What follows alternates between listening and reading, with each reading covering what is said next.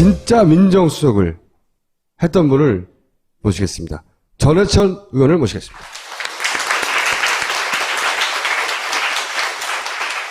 민정수석이라는 자리가 어떤 자리입니까? 뭐 하는 자리입니까? 일단 그것부터 설명해 주세요.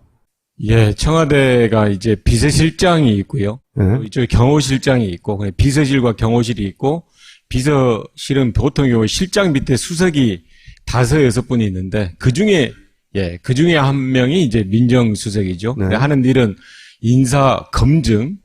예, 그리고 공직자 포함해서 감찰 업무. 감찰. 그리고 법률적 참모 역할. 네.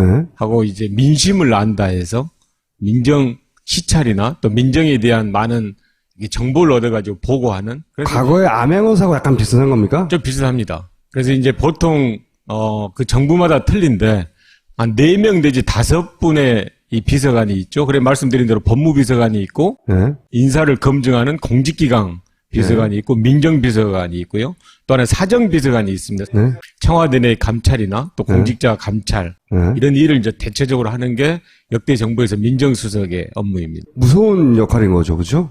일단은 이제 각 수석실에서 담당하는 업무가 있는데 네. 그 업무가 민정수석이 담당하는 업무가 방금 말한 대로 이제 그런 일도 있지만 주로 권력기관에 대한 그런 업무 통할 함께 이제 협조를 하니까요. 검찰, 그러니까 검찰, 경찰, 국세청, 국정원 이런 데를 하니까 이제 보통의 경우에 민정수석이 옛날 80년대 같으면 나는 새도 떨어뜨린다라는 이제 이야기가 나왔던 수석실이 이제 민정수석이죠. 그러니까 국정원이나 검찰이나 경찰 동원해가지고 누군가를 털거나 날려버리거나 할 수 있는 막강한 힘이 있는 거예요.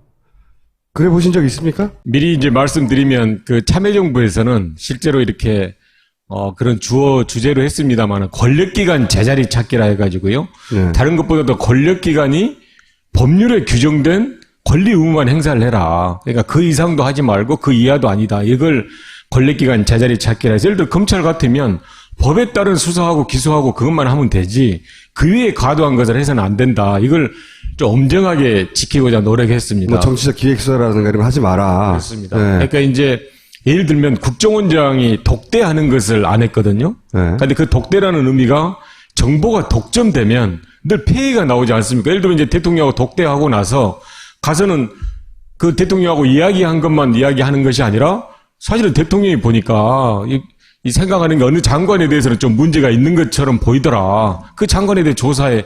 라는 식의 정보를 독점하고 특히 이제 권력의 정점이 있는 대통령하고 두 사람만이 이야기를 하면 많은 폐해가 나오는데 그런 걸 절대 하지 말자라고 했던 게 이제 국정원장은 정보기관이니까 정보 업무만 해야지 그런 것까지 하다 보면 많은 권한이 남용된다. 이제 이렇게 했었던. 노무현 대통령의 생각이었는데 지금도 그거 잘했다고 생각하세요? 그리고 이제 저희들은 그렇게 이제 하고 나서 사실 많이 제가 이제 혼이 났는데요.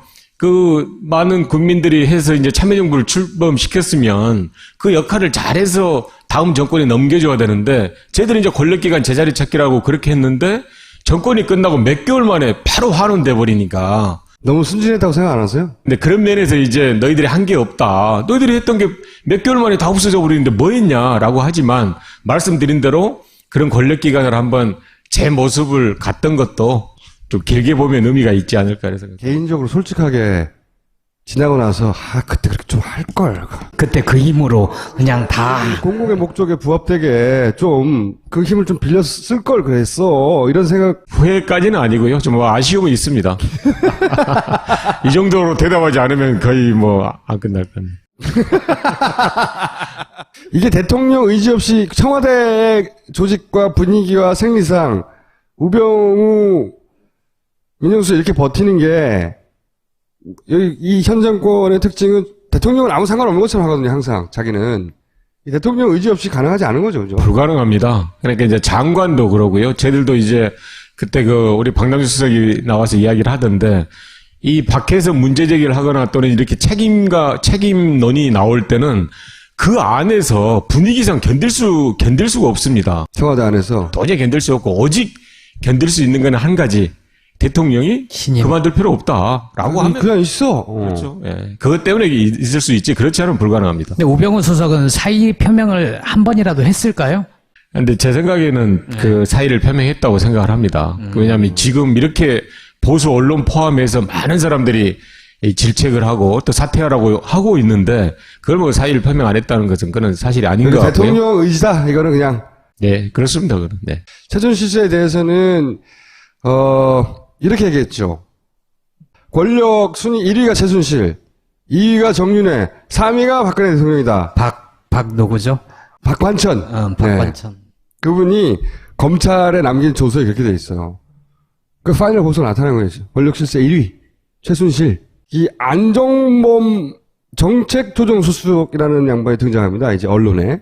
이 정책조정수석은 뭐 하는 분이에요? 이제 경제수석도 있고 뭐 사회수석도 있고 민정수석도 있는데 네. 그런 정책을 그 영어 그대로 조절하는 겁니다. 가운데서. 그렇습니다. 그런데 이제 그렇게 생각하면 고유한 업무가 없는 것 같지만 실제로 이제 정책은 굉장히 많죠. 그게 경제에 대한 건지 아니면 좀 사회 정책에 대한 건지. 서로 충돌할 때 조절한다. 그렇죠. 예. 그런 의미이기 때문에 사실은 업무 자체는 굉장히 포괄적이고 경제나 이 전반적인 민정 외의 수석 업무로서는 굉장히 중대하고 중요하다. 그 안에서는 사실 역할이 굉장히 넓다, 폭넓다. 왜냐하면 이제 청와대 일이라는 게 부처의 모든 일을 할 수는 없잖아요. 주요한 몇 개 일을 하는데 그 주요한 몇 개 일을 하는 게 청와대 힘이기도 하고 또 국정이 더 중요한 한 일인데 정책조정 같은 경우가 주요한 몇 개 정도를 딱 쥐고 할 수가 있어서 예를 들어 환경부하고 경제부처가 싸운다. 개발을 해야 돼. 환경 파괴다. 그러면 경제부처 이번엔 개발해야 돼. 밀어준다든가. 이걸 이 사람이 결정한다는 거죠. 그러니까 환경부 일은 어차피 환경부 장관이 하니까 네. 그걸 뭐 청와대가 굳이 나서서 다 할 필요는 없는 거지 않습니까? 문제는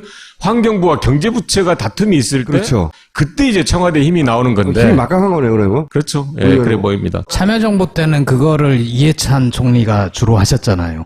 그게 이제 말씀하신 대로 총리실에 할 때도 있고 아니면 청와대 안에서도 할 때가 있는데 이전 총리 재직 중에는 이전 총리께서 많이 이제 했었고요. 정책조정수석 업무 중에 뭐 수금 이런 것도 있습니까? 그러니까 그걸 여쭤보려고 지금. 그러면 정책조정수석이 뭘 하는지를 몰랐을 때는 모르겠는데 이렇게 이 일은 되고 안 되고를 결정하는 사람이면 그런 그 재벌들의 이해관계하고 밀접한 일을 많이 결정할 수 있겠네요. 그러니까 이제 청와대라는 게 힘이 네. 꼭 내가 내일 오늘 내일의 현안을 다 해결해 줄게라고 해서 힘이 생기는 게 아니고요. 네. 늘 잠재적인 힘이 있는 거잖아요. 특히 기업을 한 데 있어서 무슨 일을 할 때 청와대가 뭐 적극 돕는다든지 아니면 방해를 한다든지 했을 때는 항상 그런 큰 영향이 있다는 걸 모두가 알고 있기 때문에 딱 현안이 없다 하더라도 그 청와대 힘이라는 건 늘 있는 거고. 늘 있는 건데 게다가 그 이제 수석이 만약 그런 역할을 했다 할 때도 이제 어제 이제 국감장에서도 나오고 하는데 직접 전화하지 않았다. 그런 것들은 변명이 될 수가 없는 거죠. 직접 전화 안 해도 굳이 직접 전화를 할 필요가 없고 그 명의를 이용해서 누군가 대리나 또는 밑에 있는 하급자나 아니면 거기 심부름 하는 사람만 한다 하더라도 그 뜻만 전달이 되면 거기 그걸 전달받은 기업으로서는 도저히 이거는 피할 수가 없게 되는 거죠. 청와대의 힘이 그 재벌에 미치는 정도가 그 정도입니까? 저는 막강하다고 생각합니다. 막중하다고 생각을 합니다. 실제로. 예. 청와대 수석이 움직여서 국내 30대 재벌로부터 800억대 모금을 하는 게 가능합니까? 그 정도 힘이 나옵니까? 그 특별감찰관실에서 내사했다고 그랬지 않습니까? 이런 일이 있다는 이야기를 듣고 네. 왜냐하면 기업이 한 군데가 아니고 적어도 십수개 기업에서 모금을 하고 이렇게 했다 그러면 그거는 그 업계에서 소문이 안 나올 수가 없는 겁니다. 그렇죠. 그러면 네. 누군가가 그걸 확인을 했는데 청와대가 아니고 다른 데서 그런 일을 했다. 그럼 100% 다 걸린다고 생각을 해야 되겠죠. 그건 벌써 신문에 났겠고. 그렇습니다. 네. 그런데 이제 청와대에서 했기 때문에 그게 이제 어떻게 보면 덮을 수가 있었던 거고 그래도 특별감찰관이라는 걸 만들어 놓으니까 특별감찰관은 고유한 업무니까 네. 거기에 따라서 뭐 감찰까지는 못 나갔다 하더라도 내사까지는 이제 할 수가 있었던 그 거예요. 안에 불법적인 행위가 없냐 그런 첩보를 입수해서 감찰할 수 있죠. 그렇습니다. 그게 대통령의 뜻인지 아닌지 모르는 거야. 이 감찰하는 사람은. 그렇습니다. 예. 근데 그 감찰하다가 날아갔죠. 뭘 몰랐던 거죠, 이분이. 그 감찰까지 했다는 거는 이제 사실이고, 그 감찰의 결과는 밝혀지지 않았는데, 그러니까 지금 말씀은 제가 궁금했던 건, 청와대 수석이 마음을 먹는다면, 800억대 모금을 재벌로부터 할 수 있다. 그 정도 힘이 있다. 저는 가능하다고 생각을 합니다. 예. 특감 얘기가 나와서 여쭤보는데 이번 국회 국정감사에서 이석수 특감을 부르거나 아니면 이사수 특감이랑 같이 일했던 분들, 그래서 당시 안종범 수석에 대해서 어떤 내사를 했는지 이런 걸 확인할 방법이 있습니까? 그 이제 가장 좋았던 게 이번 주 금요일 날 있었던 그 법사위에서 하는 이제 특별감찰관을 대상으로 하는 국정감사에서 물어보고 하려 했는데, 일단 특별감찰관을 지금 이제 사표 수리를 한 게 문제가 아니고 오늘 오전에 이제 확인한 것은 특별감찰관과 함께 했던 보호까지도 네. 다 사직 처리를 해버렸죠. 부를 사람이 없어요. 부를 사람이 없게 돼버렸습니다. 그 일처리가 참 기가 막혀요. 규정이 뭐가 되어 있든 간에 싹을 씨를 말려버려요, 네, 그냥. 맞습니다. 아까 그 좀 아쉬움이 없냐고 저한테 이제 질문하지 않았습니까? 그러니까 지금 하는 일 처리 보면 좀 아쉬움이 있습니다. 지금 보면 진짜로 확실하게 그런 걸 없애버리고, 그러니까 뭐 언론에서 뭐라 한다든지 아니면 약간의 눈치를 봐야 된다 이런 것들은 전혀 없이 그냥 탁 아니다 싶으면 딱 정리해버린 걸 보면. 그러니까요. 그러니까 빌미를 주지 않아요. 다 없애버려, 그냥. 거기 법이 어떻게 돼 있든 누가 뭐라고 하든 어차피 KBS나 이런 언론도 자기를 욕하지 않으니까 다 없애버리는 거야, 그냥 싹싹. 잘라가지고. 감찰관을 보냈으면 그 밑에 있던 사람도 있을 거 아니에요. 임기가 보장이 돼 있는데, 그 사람들 다 잘랐어요. 부를 사람이 없어! 이때요, 거기 임시직 일하시던 분들, 운전해주신 분들, 또 이걸 여쭤볼게요. 그 미르재단, K스포츠재단, 이 사건을 어떻게 보십니까? 어떻게 된 일이라고 보십니까? 전형적인 권력형 비리의 저는 딱 사례라고 생각을 합니다. 모든 요건을 다 갖췄어요? 대기업이 있고요. 네. 그리고 대통령의 측근이 있고, 네. 그리고 청와대 참모가 관련돼 있는 수석이 거죠. 들어가 있고. 진짜 권력형 비리라는 것이 생기면 그런 조건들이 갖춰지면 이제 권력형 비리라고, 구조적 비리라고 이야기를 하는데, 완벽하게 갖췄다, 일단. 그걸 이제 밝혀지는 것은 저는 점점 이렇게 충분히 가능하다고 생각합니다. 어제 노웅래 의원님이 이제 그 국정감사장에서 밝혔던, 그런 걸 밝히려고 하면 일단은 모금에 응했던 기업이 내가 자발적으로 한 게 아니고, 그건 어떤 강압이나 또는 무슨 지시나 이런 것들이 했다. 근데 그런 녹취가 나왔는데도 청와대는 사실 무근이다 하잖아요. 그러니까요. 대단해요, 정말. 그러잖아요. 누군데 데려와봐 그러잖아요. 그러니까 나올 리가 있나, 그 사람이. 자기 목숨이 달렸는데. 응?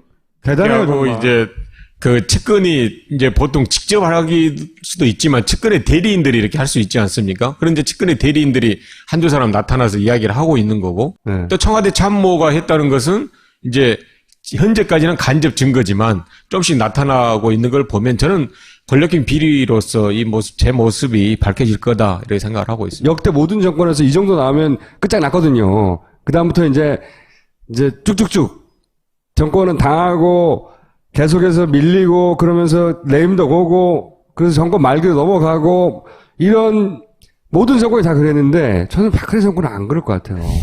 딱 성격을 규정해버리잖아요. 그러니까요. 이거는 그냥 의혹이 있는 폭로다. 말도 안 되는 폭로다. 이걸 옛날 정윤회 문건 때도 그렇죠. 그랬거든요. 그 대통령 기록물 사건 때도 뭐 찌라시다. 뭐 이런 식으로 딱 규정을 해버리면 거기에 맞춰서 감찰기관이나 수사기관이나 다 이렇게 이제 정리를 짝짝짝짝짝 그렇게 정리해서 수사 결과도 그렇게 내주니까 근데 이제 언론도 그렇게 받아주고 그래도 이 건은 아까 말씀드린 대로 몇 가지 요건을 다 갖추고 있어서 계속적인 이제 이 효연시기를 보세요.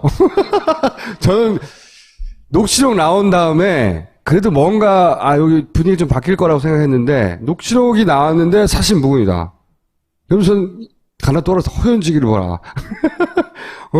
이 범죄적 호연지기를 보라. 대단하거든요. 이 정도면. 네, 말씀하신 대로 꼭 다음 정권까지 가면 뭐 당연히 밝혀질 거고요. 저는 이 정권 안에서도 상당 부분 진실이 밝혀지지 않을까라고 생각합니다. 밝혀지게 하는데 본인이 역할할 부분이 있습니까, 혹시? 저희들 국정감사에서 그런 아까 말씀드린 몇 가지 이제 직접은 아닌데 간접적인 또 그 사람의 문제나 이런 부분을 많이 하고 있고요.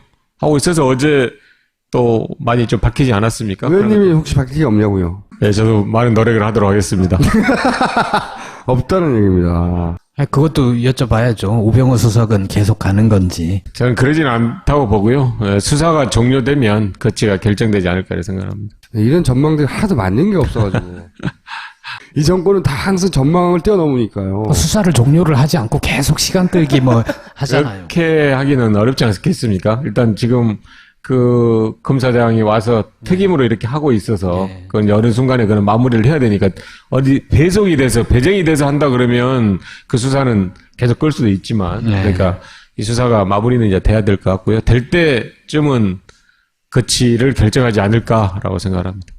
그렇게 희망을 하고 있습니다. 알겠습니다. 오늘 여기까지 하겠습니다. 감사합니다. 예, 고맙습니다.